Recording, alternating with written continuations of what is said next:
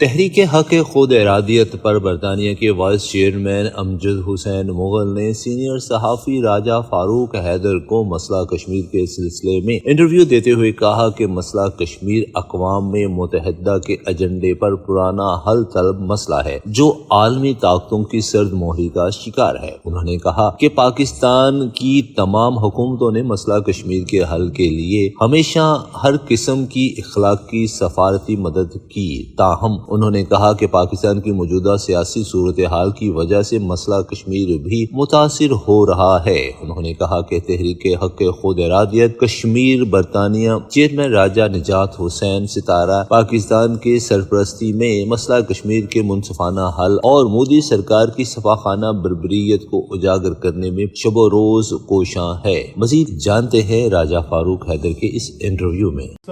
عرصہ دراز تو تسی کشمیر کاز واسطے جو ہے کام کر رہے ہیں، آپ کیا سمجھتے ہیں کہ موجودہ حکومت جو ہے آزادی کشمیر کے سلسلے میں، مسئلہ کشمیر کو حل کرنے کے سلسلے میں کس قدر جو ہے وہ مؤثر اقدامات اٹھا رہی ہے؟ آیا آپ مطمئن ہیں؟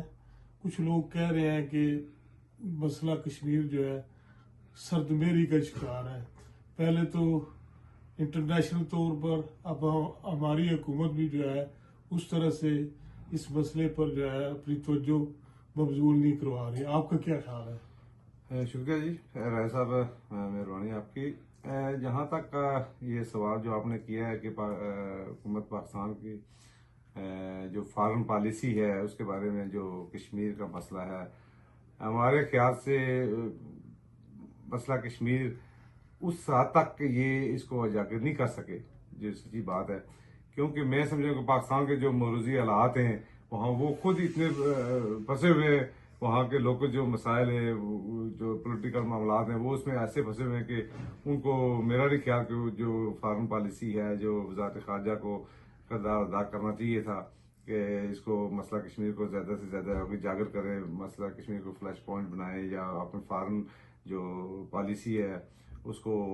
اچھے طریقے سے کر سکیں۔ میرا جو اپنی ذاتی رائے ہے کہ وہ اس حد تک نہیں کر سکے کیونکہ پاکستان میں وہ خود پھنسے ہوئے ہیں، تو ان کو آپ کا مطلب ہے کہ وہاں جو سیاسی خلفشار ہے اس کی وجہ سے یہ کافی اثر انداز ہوا ہے، مسئلہ کشمیر کافی اس سے ڈیمیج ہوا ہے، کیونکہ وہاں کے لوکل جو وہاں کے مسائل ہیں وہ اسی میں پھنسے ہوئے ہیں، تو اس پہ میرا خیال ہے ذاتی جو ہے کہ وہ اس حد تک نہیں جا سکے جو کہ ان کو جانا چاہیے تھا۔ مسئلہ کشمیر ہمارے دیکھیں کہ